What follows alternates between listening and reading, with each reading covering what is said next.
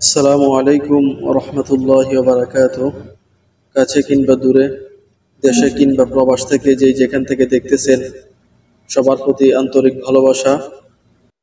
প্রিয় বন্ধুরা, আজকে কোথায় যাইতেছি, কোথায় রওনা হলাম, এটা দেখতে হলে পুরো ভিডিওটি দেখুন। ইনশাআল্লাহ ভালো কিছু আপনাদের জন্য অপেক্ষা করছে। আমি যে বাস স্ট্যান্ডে দাঁড়িয়ে রয়েছি, এটা একটি বিরতিকাল সময়ে। এখানে খানা দানা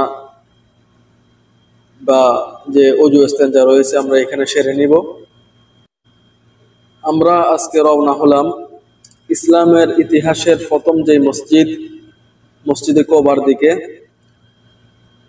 ইসলামের মধ্যে যে ফজিলতের দিক দিয়ে যে চারটি মসজিদ অন্যতম, প্রথমে হচ্ছে বাইতুল্লাহ, আল্লাহর ঘর কাবা, দ্বিতীয় হচ্ছে মসজিদুল নববী, তৃতীয় হচ্ছে মসজিদুল আকসা এবং চতুর্থ হচ্ছে এই মসজিদে কবা। আমরা ইনশাআল্লাহ মসজিদে কবার দিকে রওনা দিলাম এবং কিছুক্ষণের মধ্যেই কিন্তু আমরা মসজিদে কবা এসে পৌঁছে গিয়েছি। এটা হচ্ছে মদিনা থেকে 3 কিলোমিটার দূরে অবস্থিত এই মসজিদে কবা।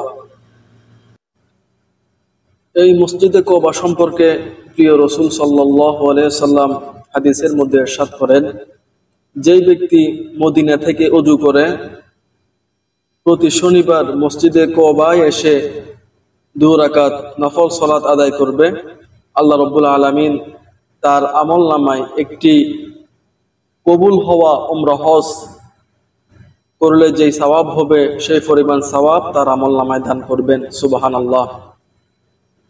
তো আমরা এখানে এসেছি এবং নামাজ কালাম আদায় করতেছি। দেখতেছেন অনেকেই এখানে নামাজ কালাম পড়তেছে।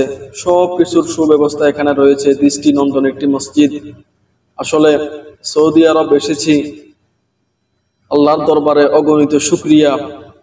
টাকা পয়সা যা কামাই না কামাই, যে আল্লাহর ঘর বাইতুল্লাহ, মসজিদের নববী, এরপরে মসজিদে কবা জিয়ারত করার মতো সৌভাগ্য হয়েছে, এটা অকল্পনীয় এবং এটার প্রশংসা করে আমি কখনো শেষ করতে পারবো না। তো আমার প্রিয় প্রবাসী ভাইয়েরা যারা সৌদি আরবে অবস্থান করতেছেন, সবার প্রতি আমার অনুরোধ, যারা এখনো উমরা করেন নাই তারা অতি দ্রুত উমরার নিয়ত করে ফেলুন এবং উমরা আদায় করে ফেলুন। এবং উমরা আদায়ের সাথে সাথে যে ফজিলতপূর্ণ মসজিদগুলো রয়েছে আপনারা এগুলো ভিজিট করার চেষ্টা করুন। এগুলা ইসলামের ইতিহাসের খুবই সৌন্দর্য এবং ফজিলতপূর্ণ মসজিদগুলোর মধ্যে অন্যতম হচ্ছে এই মসজিদে কবা। প্রিয় রসুল সাল্লাল্লাহু আলাইহি সাল্লাম তিনার জীবন দশায় প্রতি শনিবার মসজিদে নববী থেকে তিনার বাসা থেকে ওযু করে হেঁটে মসজিদে কবা এসে 2 রাকাত নফল সালাত আদায় করতেন। সুবহানাল্লাহ। এখানে সব কিছুর সুব্যবস্থা রয়েছে। খুবই ওযু এবং ইস্তেঞ্জার সবকিছুর সুব্যবস্থা রয়েছে। পাশাপাশি এখানে জমজমের ব্যবস্থা রয়েছে। দেখেন, এখানে মক্কা মদিনায় ব্যতীত এবং মক্কা মদিনাতে জমজম পাওয়া যায়। পাশাপাশি মসজিদে কবার মধ্যে কিন্তু মসজিদের কবার একবারে পিছন সাইডে জমজমের সুব্যবস্থা রয়েছে। ওইখানে আপনি জমজমের পানি পান করতে পারবেন। জমজমের পানি হচ্ছে এই পৃথিবীর শ্রেষ্ঠতম একটি নিয়ামত আল্লাহর পক্ষ থেকে আমাদের জন্য। জমজমের পানি, এই পানি যদি আপনি কোনো নেক নিয়তে যদি পান করেন, তাহলে আল্লাহ রাব্বুল আলামিন আপনার ওই নেক নিয়তটাকে কবুল করে নিবেন। আর এই পানি এতই ফজিলতপূর্ণ, দুনিয়ার সমস্ত পানি কিন্তু আমরা বসে বসে পান করি, আর এই পানি পান করার সুন্নত হচ্ছে আপনি দাঁড়িয়ে দাঁড়িয়ে পান করবেন। সুবহানাল্লাহ। এটা হচ্ছে সেই দৃষ্টিনন্দন, চোখ জুড়ানো মসজিদে কবা, ইসলামের ইতিহাসের সর্বপ্রথম মসজিদ। এই মসজিদের দিকে তাকাইলে আমার প্রিয় রসুলের কথা আপনাদের মনে পড়ে যাবে।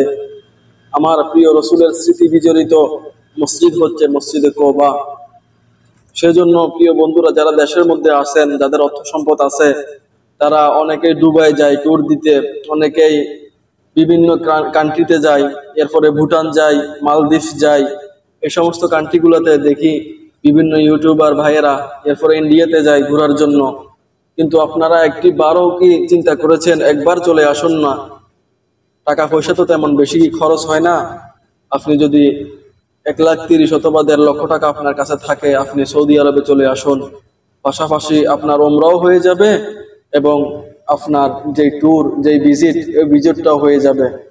আল্লাহ রাব্বুল আলামিন পবিত্র কোরআনুল কারীমের মধ্যে কিন্তু এই মসজিদ সম্পর্কে জানিয়ে দিয়েছেন। এই মসজিদ সম্পর্কে সূরা তাওবার মধ্যে আল্লাহ রাব্বুল আলামিন একটি কোরআনের আয়াত নাজিল করেছেন। এটা হচ্ছে সেই ফজিলতপূর্ণ মসজিদ। প্রিয় বন্ধুরা, আপনারা কে কোথায় থেকে দেখতেছেন আমাদের এই ভিডিও, আপনারা কমেন্ট করে জানিয়ে দিতে পারবেন। এবং এইরকম যদি আরো ভালো শিক্ষামূলক ইসলামিক ভিডিও চান তাও বলতে পারবেন কমেন্ট বক্সের মাধ্যমে। এবং আমাকে উৎসাহিত করার জন্য সবাই ভালো কিছু কমেন্ট আমার এই ভিডিওর মধ্যে করুন এবং যাদের কাছে ভালো লাগবে এই ভিডিওটা তারা শেয়ার করে দেন।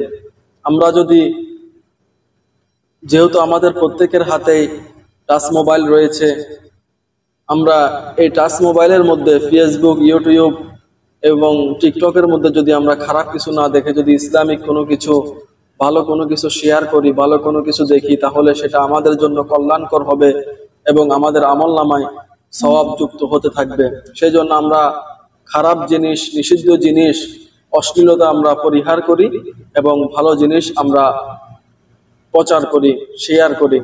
এটা আমাদের দুনিয়া এবং আখিরাতের মধ্যে কল্যাণকর হবে।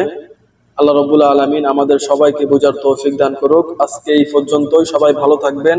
আল্লাহ রাব্বুল আলামিন সবাইকে ভালো রাখুক, ঈমানের সহিত রাখুক, সুস্থতার সহিত রাখুক। আসসালামু আলাইকুম ওয়া রাহমাতুল্লাহি ওয়া বারাকাতুহু।